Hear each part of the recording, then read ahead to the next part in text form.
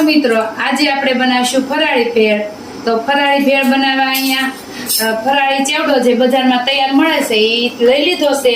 Green ચટણી છે, ખજૂર આમલીની ચટણી છે, આ એક ટમેટું કટિંગ કરેલું છે, ટોપરાનું છીણ છે અને દાડમના દાણા છે। તો આપણે હવે બનાવશું ફરાળી ભેળ।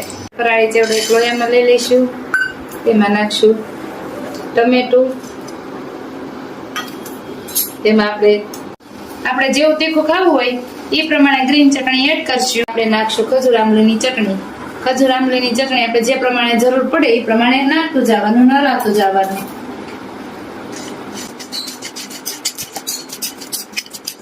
આપણે થોડોક ચાટ મસાલો નાખશું।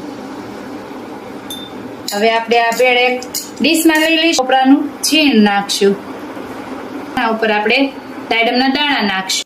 તૈયાર થઈ ગઈ છે અમારી ભેળ। આવી જ રેસીપી જોવા અમારી ચેનલને સબસ્ક્રાઇબ